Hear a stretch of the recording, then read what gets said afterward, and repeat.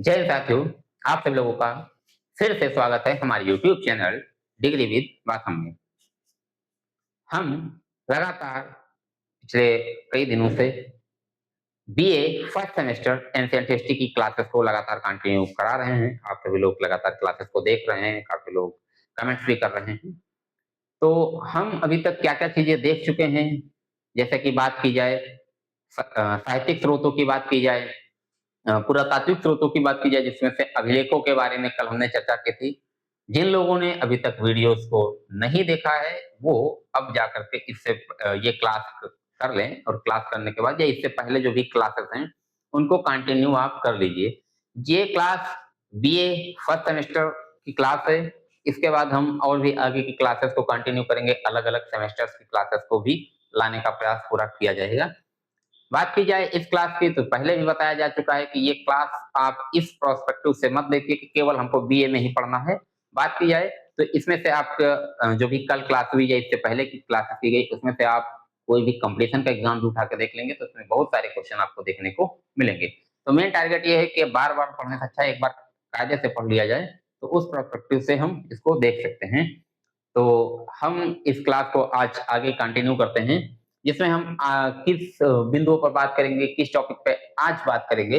जैसा कि आप देख पा रहे हैं, थंबनेल लगा हुआ है, ऐतिहासिक स्रोतों का विवरण, लेक्चर फर्स्ट सेमेस्टर का, बीए फर्स्ट सेमेस्टर का है। लेक्चर हमारा 5 है। इसमें टॉपिक हमारा आज का जो रहेगा, आज का जो कंटेंट रहेगा, उसके बारे में किस बात में हम चर्चा करेंगे। तो देखते हैं, स्मारक, सिक्के और कलाकृतियां। हम सिक्कों की बात करेंगे, जैसे आप देख पा रहे हैं स्मारक, सिक्के, मूर्तियां, कलाकृतियां, यहाँ पर कुछ आपकी इमेजेस भी नजर आ रहे हैं। तो इन सभी चीजों के बारे में आज चर्चा करनी है हमें। तो आगे क्लास को कंटिन्यू करते हैं। सबसे पहले आप देख पा रहे हैं कुछ चीजें हमारे पास सिक्के हैं।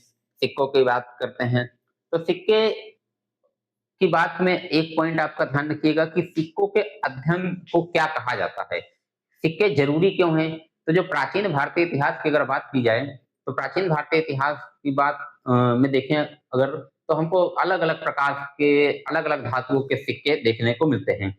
आखिर सिक्के इंपॉर्टेंट क्यों हैं? Why coins is important for us to study the Indian history, ancient Indian history।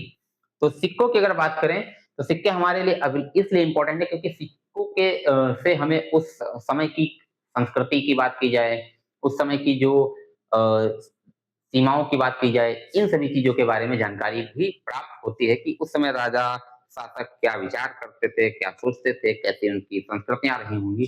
तो इस प्रकार की जानकारियों की अगर बात करें, तो उसमें सिक्कों का भी बहुत महत्वपूर्ण रोल रहा है। आइए आगे देखते हैं। तो मुद्रा शास्त्रीय अध्ययन एवं उसका महत्व, जैसे कि मैंने बताया कि why coins is important for us. तो ये जो सिक्के हैं वो हमारे लिए क्यों महत्वपूर्ण है। तो अभिलेखों के साथ साथ, जैसा कि कल हमने अभिलेखों की क्लासेस को किया था, आज हम उसके आगे की क्लासेस कंटिन्यू कर रहे हैं। तो अभिलेखों की बात करें, तो अभिलेखों के साथ साथ सिक्के की बात करते हैं। तो सिक्के भी महत्वपूर्ण हैं। सिक्के भी इतिहास की जानकारी प्राप्त करने के लिए महत्वपूर्ण पुरातात्विक स्रोत हैं। तो ये हमारे क्या, ये भी एक प्रकार से पुरातात्विक स्रोतों में ही आएंगे। इसके बाद देश के विभिन्न क्षेत्रों में हुई खुदाई के दौरान अत्यधिक मात्रा में सोने, चांदी, तांबे, इस प्रकार के सिक्के देखने को मिलते हैं। जैसे आप देख पा रहे हैं कि सोने, चांदी, तांबे आदि सिक्के मिले हैं। सिक्कों से सिक्कों के अध्ययन को क्या कहा जाता है? तो मुद्रा शास्त्र। ये क्वेश्चंस कई बार कई एग्जाम्स में देखने को मिला है। अगर आप देखेंगे यूपी ट्रिपल एससी, अभी हाल ही में आपका एक एग्जाम होने वाला है यूपी ट्रिपल एससी का ही है, पेट।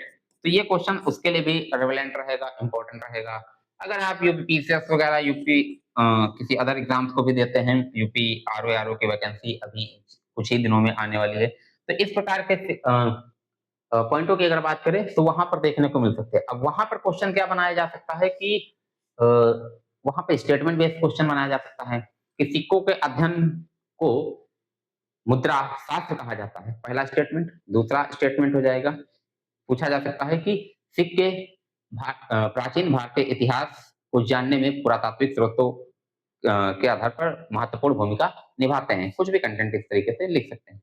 तो ऑप्शन ए सही है, ऑप्शन बी सही है, ए बी दोनों सही हैं, या इनमें से कोई नहीं सही। तो वहां पर भी इस तरह के क्वेश्चन थोड़ा लॉन्ग पैटर्न के हिसाब से क्वेश्चन को बनाया जा सकता है। पेट वगैरह की बात करें, जैसे यूपीपीसीएस, यूपी ट्रिपल एससी की बात करें, लेखपाल वगैरह की बात करें, तो उसमें इजीली पूछा जा सकता है कि मुद्रा शास्त्र क्या है। ऑप्शन में आपका सिक्कों का अध्ययन दे सकता है, धातुओं का अध्ययन दे सकता है। तो ये सारी चीजें हमको विशेष करके ध्यान रखनी है। यहाँ पर आपको कुछ सिक्के दिख रहे हैं, यहाँ पर कुछ सिक्के नजर आ रहे हैं, इधर भी कुछ सिक्के नजर आ रहे हैं। सिक्कों की अगर बात की जाए, सिक्कों के इतिहास की बात की जाए, तो जो सिक्कों का इतिहास हमको देखने को मिलता है वो 6ठी शताब्दी ईसा पूर्व के आसपास सिक्कों का इतिहास देखने को हमको मिलता है। वहां से सिक्कों की शुरुआत। सबसे पहले जो सिक्के हमारे थे उन्हें हम क्या कहते हैं, पंचमार्क या आहत सिक्के। मतलब पंचमार्क मतलब बात करें तो मतलब एक धातु होती थी, धातु का आकार गोल भी हो सकता है, तिकोना भी हो सकता है, चौकोर भी हो सकता है। अलग अलग प्रकार के धातु को काट करके फिर उसमें ठप्पा मारा जाता था, तो इसीलिए उनको कहा गया है कि पंचमार्क या आहत, मतलब उस पे आहत देना किया गया है। तो इस प्रकार हम क्या देखते हैं कि सिक्कों का जो इतिहास का प्रारंभ हमको देखने को वो मिलता है। तो यहाँ से बात करें तो 6ठी शताब्दी ईसा पूर्व से हमें आहत सिक्के मिलने लगते हैं। मतलब जो सिक्के कब से देखने को मिल रहे हैं, 6ठी शताब्दी ईसा पूर्व से हमको आहत सिक्के मिलने लगते हैं। तो ये ध्यान रखें कि किस समय की बात करें।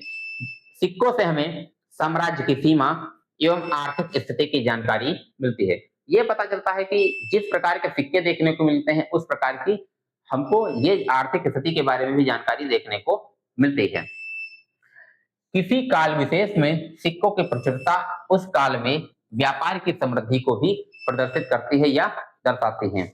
अगर बात की जाए कि किसी काल विशेष की कि सिक्के अगर अधिक मात्रा में मिलते हैं, और सिक्कों की प्रकृति की बात की जाए कि सोने के सिक्के, चांदी के सिक्के, या इस प्रकार से जो महंगी धातुएं रही उस समय की, अगर उन सिक्कों की बात की जाए, अगर वो सिक्के हमको अधिक मात्रा में देखने को मिलते हैं, तो हम कह सकते हैं कि वहां की आर्थिक स्थिति काफी ज्यादा सुदृढ़ रही होगी, काफी ज्यादा उन्नत रही होगी। आगे बात करते हैं, जैसे हड़प्पा काल में धातु मुद्रा की जगह मोहरों एवं मनकों का प्रचुर मात्रा में उपयोग देखने को मिलता है। तो हड़प्पा काल की अगर बात करें तो वहां पर क्या देखने को मिलता है, हड़प्पा काल में हमको धातु मुद्रा के स्थान पर हम मनके देखते हैं, मोहरे देखते हैं, अलग अलग प्रकार के। जब हम सिंधु घाटी सभ्यता या हड़प्पा सभ्यता के बारे में पढ़ेंगे तो विशेष करके इसके बारे में जानकारी प्राप्त करने का प्रयास करेंगे। तो हम यहाँ पर जितना है उतना देख लेते हैं कि उसमें क्या था कि धातु मुद्रा की जगह किसका उपयोग किया गया है, मोहरों का उपयोग किया गया है, मनकों का उपयोग किया गया है।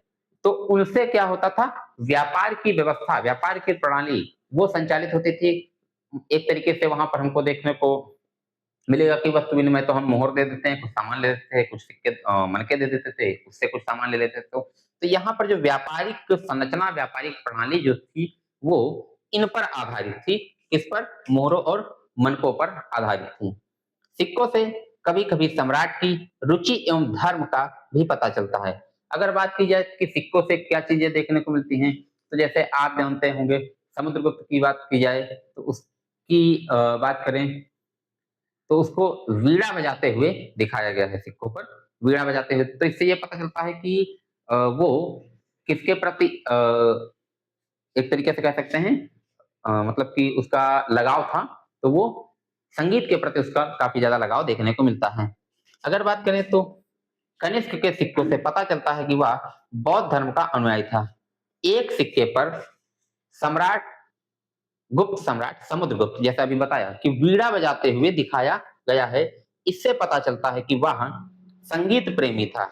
हमको सिक्कों से ये भी जानकारी प्राप्त होती है कि वो किस चीजों में ज्यादा एक्साइटेड था।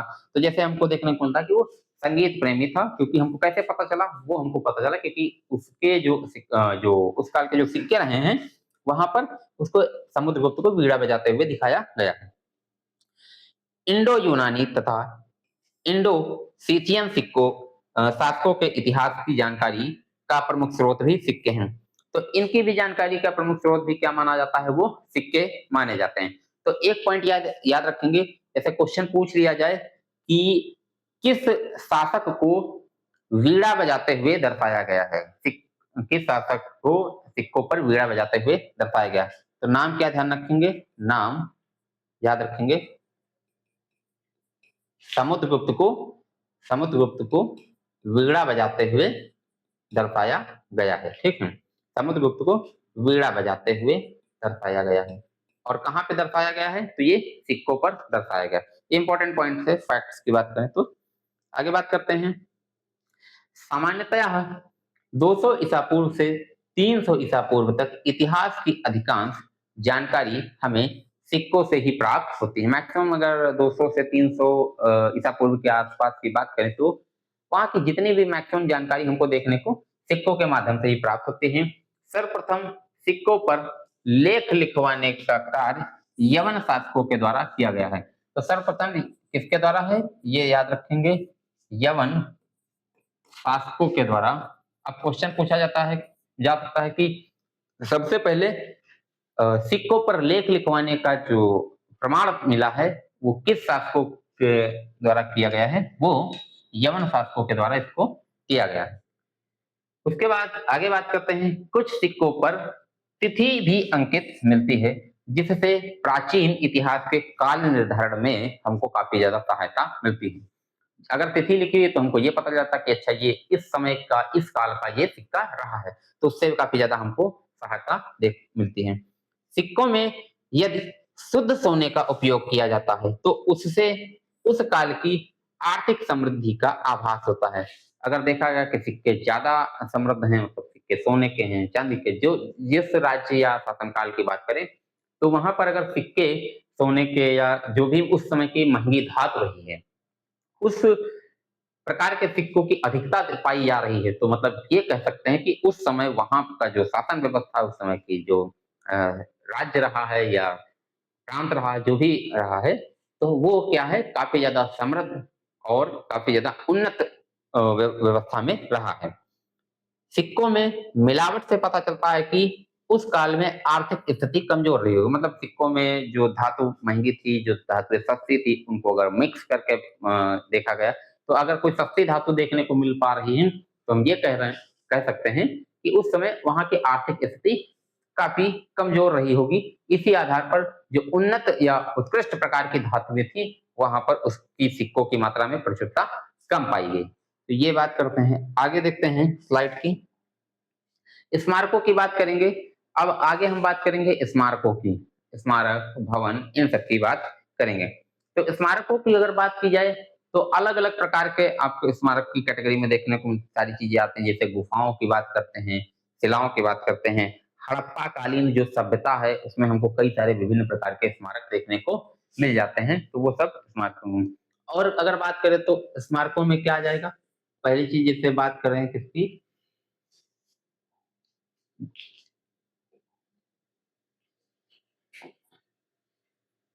गुफाएं, ठीक है, और भवन स्मारक। और अगर बात करें कि जैसे कि हड़प्पा कालीन सभ्यता जो रही है या हड़प्पा कालीन भवन जो भी रहे हैं,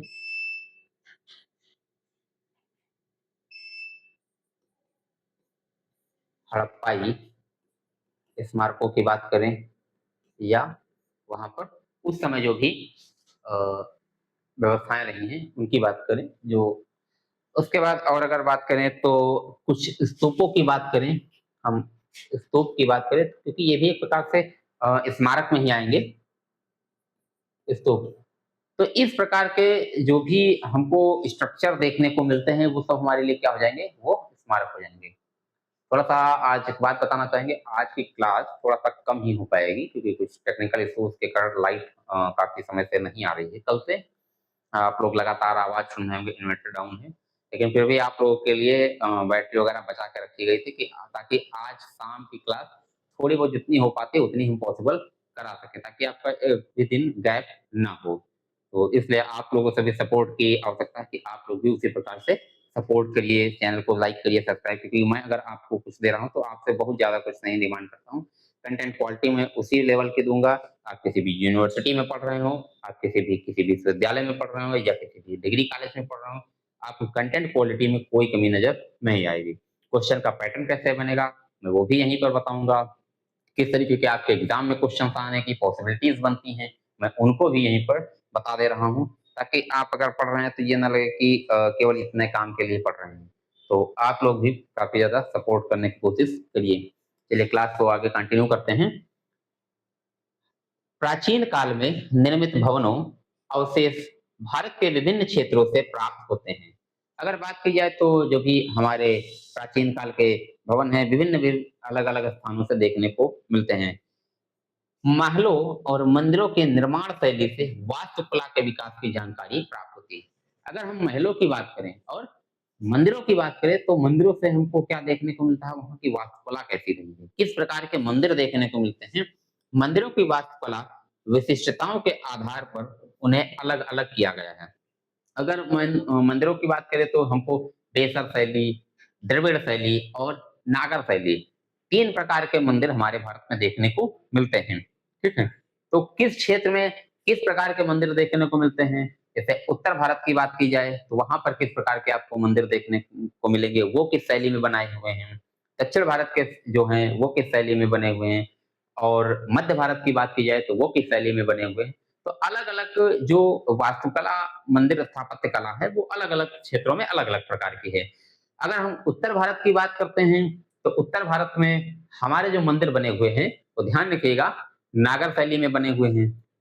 मध्य भारत की बात करें, तो मध्य भारत में हमारे जो मंदिर स्थापत्य कला है, वो बेसर शैली में बनी हुई है, जो भी मंदिर हमारे बने हुए हैं। आप आइए अगर देखते हैं कि अगर अलग-अलग उत्तर प्रदेश के अलावा भी आप लोग अगर क्लासेस को देख रहे हैं, तो जैसे कि उत्तर प्रदेश में आएँगे, अयोध्या श्री राम जी का जो मंदिर बना हुआ है, वो देखेंगे किस शैली में बना हुआ है। आपके क्वेश्चन में भी पूछ सकता है कि अगर आप किसी यहाँ की लोकल यूनिवर्सिटी से अवध यूनिवर्सिटी की बात करें, वहाँ से कर रहे हैं कि अयोध्या में स्थित प्रभु श्री राम का मंदिर किस शैली में बना हुआ है। तो ये इंपॉर्टेंट पॉइंट्स है, इस चीज़ को ध्यान रखिएगा। तो ये आपका किस शैली में बना हुआ है, नागर शैली। तो अलग-अलग क्षेत्र के आधार पर हर शैलियों को विभाजित किया गया है। आगे देख लेते हैं, जैसे आप उत्तर भारत के मंदिरों की वास्तुकला को नागर शैली, जैसे मैंने अभी बताया, किस शैली में? नागर शैली। दक्षिण भारत के मंदिर की वास्तुकला को द्रविड़ शैली, जबकि इन दोनों के मिश्रित रूप को क्या कहा गया है? वेसर शैली। तो वेसर शैली क्या है? दक्षिण भारत में जो द्रविड़ शैली है और उत्तर भारत में जो नागर शैली है, दोनों को मिक्स कर दिया गया तो कौन सी शैली निर्मित हुई? हमारी नई शैली का जन्म हुआ, वो है वेसर शैली का जन्म हुआ। तो विशेष करके ये ध्यान रखेंगे कि दक्षिण भारत में किस शैली का प्रचलन है मंदिर स्थापत्य वास्तुकला में, और उत्तर भारत में और मध्य भारत। यहाँ से भी क्वेश्चन पूछा जा सकता है कि एरिया के हिसाब से आपका क्वेश्चन पूछा जा सकता है, दिया जा सकता है। दक्षिण पूर्व एशिया और मध्य एशिया में जो मंदिर, स्मारकों और स्तूपों के अवशेष प्राप्त हुए हैं, उनसे विदेशों में भारतीय संस्कृति के प्रसार की जानकारी प्राप्त होती है। अगर बात की जाए कि जैसे दक्षिण पूर्व एशिया, जो हमारा भारत का हिस्सा नहीं है, दक्षिण पूर्व एशिया की बात करें, दक्षिण पूर्व एशिया की बात करें, मध्य एशिया की बात करें, ठीक है? तो वहाँ से जो भी भारतीय वास्तुकला, भारतीय मंदिर स्थापत्य कला की जो जानकारी हमको देखने को मिलती है, इससे ये क्या पता चलता है? इससे ये पता चलता है कि हमारी संस्कृति वहाँ तक भी विस्तृत थी, वहाँ तक भी हमारी संस्कृति का प्रचलन रहा है। तो भारतीय संस्कृति के प्रसार के बारे में जानकारी प्राप्त होती है। जावा का प्रसिद्ध बोरोबुदुर मंदिर इस बात का प्रमाण है कि 5वीं शताब्दी में ये वर्त गया है, वहाँ महायान संप्रदाय लोकप्रिय हो गया है। अगर बात की जाए कि जावा का प्रसिद्ध मंदिर बोरोबुदुर मंदिर इस बात का प्रमाण रहा है कि वो किससे संबंधित है, पॉइंट ये याद रखेंगे कि ये महायान संप्रदाय से देखने को मिल रहा है। आगे बात करते हैं। मूर्तियों की अगर बात करें तो मूर्तियों में हमको अलग-अलग प्रकार की मूर्तियों के बारे में देखने को मिलता है। जैसे आप देखेंगे एक पशुपतिनाथ की मूर्ति देखने को मिलती है, नर्तकी की मूर्ति हमको देखने को मिलती है। अगर बात करें सिंधु घाटी सभ्यता में जब पढ़ेंगे, और एक उर्वरता की देवी की मूर्ति देखने को मिलती है, तो हमको क्या पता चलता है? मूर्तियों से उस समय ये पता चल पाता है कि उस समय की जो संस्कृति, समाज, विचार कैसे रहेंगे। जैसे आप हड़प्पा सभ्यता में अगर देखेंगे, तो वहाँ पे एक स्त्री के गर्भ से निकलते हुए पौधे को दर्शाया गया। तो हमको क्या पता चलता है कि वहाँ पर जो मूर्ति बता रही मतलब उर्वरता की देवी उसको माना गया है। एक आप देखेंगे पशुपतिनाथ की मूर्ति देखने को वहाँ से भी मिलेगी, एक नर्तकी की मूर्ति मोहनजोदड़ो से देखने को मिलेगी। तो अलग-अलग कालखंडों में अलग-अलग प्रकार की जो मूर्तियाँ इस तरह की देखने को मिलती है। अगर हम देखते हैं कि जैसे कि मूर्तियों में लोम मुक्त तकनीक का उपयोग किया गया है, तो हमको ये पता चलता है कि वो लोग मतलब एक तरीके से क्या थे कि स्किल्स भी थे, मतलब शिल्पकार भी एक तरीके से थे, स्किल्स पर्सन थे जो इस टेक्निक्स को यूज करते मूर्तियां इतनी अच्छी बनाते थे। और एक विशेष बात देखने को क्या मिलेगी मूर्तियों में, हम जो मूर्तियों के इतिहास पढ़ते हैं, मूर्तियों के संबंध में इतिहास को जानने का जब प्रयास करते हैं, तो देखते हैं कि मूर्तियों का जो अनुपात रखा गया कि उनके हाथ, पैर, सिर, ऐसा नहीं देखने को मिलता है कि हाथ बहुत बड़ा कर दिया गया है या खोपड़ी बहुत बड़ी कर दी गई, ऐसा कुछ देखने को नहीं। मतलब एक रेशियो में जिस अनुपात में हाथ का साइज होना चाहिए, सिर का साइज होना चाहिए और पूरे शरीर शारीरिक संरचना जिस अनुपात में होनी चाहिए, उसी अनुपात में मूर्तियां हमको देखने को मैक्सिमम मिलती हैं। तो ये हमको ये पता चलता है कि उस समय स्किल्स भी काफी ज्यादा उनकी उत्कृष्ट रही है। मूर्तियों में आगे देखते हैं, कुषाण व गुप्तों के संरक्षण में गुप्तोत्तर काल में विभिन्न शैली की मूर्तियों का निर्माण हुआ है। इन मूर्तियों में उस दौर के जनसाधारण की धार्मिक आस्था की जानकारी प्राप्त होती है। तुमको मूर्तियों से उस समय के जो भी धार्मिक आस्था क्या रही है उसके बारे में जानकारी भी प्राप्त होती है। इसके अलावा इन मूर्तियों से तत्कालीन मूर्तिकला के विकास पर भी पर्याप्त मतलब प्रकाश पड़ता है या उसके बारे में जानकारी मिलती है। मतलब जैसे कि बताया कि अब जो मूर्ति देखते हैं, मूर्ति के स्ट्रक्चर देखते हैं, शारीरिक संरचना देखते हैं, तो हमको ये पता चलता है कि मूर्तियों का विकास का उस समय लेवल क्या रहा है, किस प्रकार की मूर्तियों का निर्माण किया जा रहा है। आप एक देखेंगे दाढ़ी वाले बाबा की बात एक आता है, उसमें साल ओढ़े हुए हैं। एक व्यक्ति है जिसे दाढ़ी वाले बाबा कहा गया है, तो उसमें उस व्यक्ति के सिर्फ शरीर पर एक साल है और जो साल है उस साल में पत्तियां बनी हुई हैं।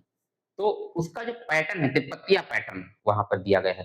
तो वो भी आपको पता चलता है कि किस प्रकार से मतलब वहां पर जो शिल्पकार रहा है जिसने उसको बनाया है काफी उत्कृष्ट रहा है, जो इस प्रकार के पैटर्न को बनाया, उस मूर्ति को पे बनाया है, ये भी नहीं कि अलग से लगा दिया। तो गुप्त काल की मूर्तिकला में भाव भंगिमा, अंतरात्मा तथा मुखाकृति में जो सामंजस्य है वही चीज की एक्सप्रेशन मूर्तियों के। और अगर बात की जाए अंतरात्मा, मतलब हमको जो उसमें दिख रहा है कि रियलाइज हो रहा है कि हाँ ये मूर्ति वास्तविकता में ऐसी रियलाइज हो रही है। और मुखारते मतलब उसके मुख की आकृति जो बनाई गई उसमें सामंजस्य है, वह अन्य किसी भी काल में दिखाई नहीं देता है। कब की बात कर रहा है ये गुप्तकालीन मूर्तिकला की बात कर रहा है जो काफी उत्कृष्ट संकेत देता है मूर्तिकला निर्माण में। गुप्तोत्तर काल की कला में सांकेतिकता मतलब संकेत की बात करता अधिक मिलती है, जिसे केवल वही जान सकता है जो कला में निपुण होता है। मतलब यहाँ पर संकेतों के माध्यम मूर्ति में संकेत की चांसेस ज्यादा मिलते हैं कि हाँ मूर्ति से हम समझ सके कि मूर्ति क्या संकेत करना चाह रही है। तो वो कहाँ देखने को मिलती है, वो हमको गुप्तोत्तर काल में देखने को मिलती है। और इसमें वही लोग जान सकते हैं जो मूर्ति कला में निपुण होंगे, मूर्ति कला का विशेष अच्छा ज्ञान रखते होंगे, ताकि समझ पाएंगे कि अच्छा ये मूर्ति जो बनी हुई है इसमें किन चीजों का समावेश किया गया, क्या चीजें उसमें मतलब ऐसी क्या संकेत दे रही हैं, तो वो चीजें इसके बारे में बताई गई। आगे बात करते हैं, तो चित्रकला की बात करें, चित्रकला में अजंता के चित्रों में मनोभाव। तो पहली चीज पॉइंट है, चित्रकला में हम देखते हैं तो अलग अलग प्रकार के चित्रकला में हमको चीजें दिखाई देती हैं, जैसा कि आप यहाँ पर इमेज देख पा रहे हैं। तो चित्रकला में जैसे कि आपका भीमबेटका, बाघ की गुफाओं की भित्ति चित्र वगैरह की बात की जाए, और अगर बात की जाए तो जैसे कि हो सकता है आपका अजंता, एलोरा, ठीक है। तो यहाँ पर जो भी उसके अंदर देखते हैं, जैसे भीमबेटका काफी ज्यादा प्रसिद्ध है, तो उसमें नर्मदा नदी घाटी के तट पर जो भीमबेटका है वहां पर भित्ति चित्र के साक्ष्य प्राप्त होते हैं, काफी ज्यादा उत्कृष्ट चित्रकला वहां देखने को मिलती है। तो अजंता के चित्रों में मनोभाव की सुंदर झलक मिलती है, जैसे माता और शिशु का चित्रण। यहाँ पर क्या दिखाया गया कि माता और शिशु का चित्रण दिखाया गया है। मरणासन राजकुमारी की बात की गई है तो उसका चित्र दिखाया गया है, आदि का सुंदर चित्रण मिलता है। चित्रकला से हमें तत्कालीन जीवन की झलक मिलती है। अब क्या है कि जैसे जो भी इस तरह की चित्रकलाएं देखने को मिलती है तो हमको ये पता चलता है कि इस समय अ, ऐसी व्यवस्थाएं, ऐसे समाज की स्थिति रही होगी, तभी वो चित्र वहां पर उकेरे गए हैं, बनाए गए हैं। और यहाँ पर जो चित्र वगैरह बनाए जाते थे तो उसमें अगर प्राकृतिक रंगों का इस्तेमाल किया जाता था तो प्राकृतिक रंगों का इस्तेमाल किया था। और आज भी हमको उन रंगों के बारे में जानकारी प्राप्त होती है कि कौन सा किस कलर का रंग वहाँ पर रखा गया है। आगे बात करें, आप देख पा रहे हैं कि यहाँ पर चित्र वगैरह की जैसे उकेरी गई हैं, तो ये चित्रकला ही है इमेज में। आगे बात करें मोहर, तो मोहरों की अगर बात करें तो प्राचीन भारत के इतिहास की को समझने की बात करें या इतिहास लेखन की बात करें, तो मोहरों का भी विशेष महत्व रहा है। मोहरों से हमको ये पता चल पाता है, जैसे कोई मोहर है, तो उससे क्या पता चलेगा कि धार्मिक, आर्थिक और व्यापारिक जीवन, विशेष करके इसकी बात हमको पता चलती है व्यापारिक। कोई मोहर दूसरे देश की यहाँ भी मिल रही है, यहाँ की अलग देखने को मिल रही है, तो उससे क्या धार्मिक और आर्थिक और व्यापारिक जानकारी देखने को मिलती है। आर्थिक जानकारी क्या, कि जैसे मोहर जो होती थी, मोहर लगाई जाती थी, वहाँ पहुँचती थी, वहाँ खोली जाती थी, तो उससे आर्थिक व्यवस्था के बारे में, व्यापारिक व्यवस्था के बारे में भी जानकारी देखने को मिलती है। जैसे कि यहाँ पर व्यापारिक जीवन के बारे में पर्याप्त जानकारी प्राप्त होती है। हड़प्पा, मोहनजोदड़ो और बसाठ से प्राप्त मिट्टी की मोहरों में बने धार्मिक प्रतीकों से उनके धार्मिक विश्वास का ज्ञान होता है। तो अगर इस प्रकार के बात की जाए, जो मोहरें थी, वहाँ पे जो चित्र बने हुए थे, धार्मिक अगर कोई चित्र बना है, तो उससे हमको धार्मिक अगर प्रतीक बना है, तो उससे धर्म के बारे में जानकारी प्राप्त होती है कि लोगों का धर्म आस्था कैसा रहा होगा। तो आज की क्लास के लिए हमारा इतना ही रहेगा। तो आप सभी लोग लगातार क्लास को रेगुलर देखिए। मैं पूरी कोशिश कर रहा हूँ कि अगर कोई बहुत ज़्यादा कुछ इश्यूज़ नहीं आ रहे हैं, तो क्लास आपकी लगातार कंटिन्यू की जाए। तो तो वो बात करते हैं। आगे बात करें, तो जैसे कि आप देख पा रहे थे, आज लाइट का टेक्निकल इश्यू था, फिर भी मैंने जितनी क्लास हो सकती थी, आज मैंने उतनी क्लास कराई। तो आप लोगों से एक विशेष फिर से आग्रह है कि आप लोग इस क्लास को कंटिन्यू लगातार देखते रहिए। जो कन्फ्यूजन है कमेंट्स कर सकते हैं, डायरेक्ट फ़ोन कर सकते हैं अगर कोई इश्यूज़ है। ऐसी कोई बात नहीं, मेरा नंबर आपको उसमें निकाल सकते हैं। नंबर नहीं अगर आपको पता है, तो नंबर आप 9621297603 नंबर पर कॉन्टैक्ट कर सकते हैं। कोई भी अगर आपको कोई इश्यूज़ लगता है, कोई बातचीत करनी है। हमारा जो चैनल है डिग्री विद बाथम, इस चैनल को आप लोग लाइक, सब्सक्राइब और शेयर ज़रूर करें। आज के लिए इतनी क्लास दी जाएगी। Thank you.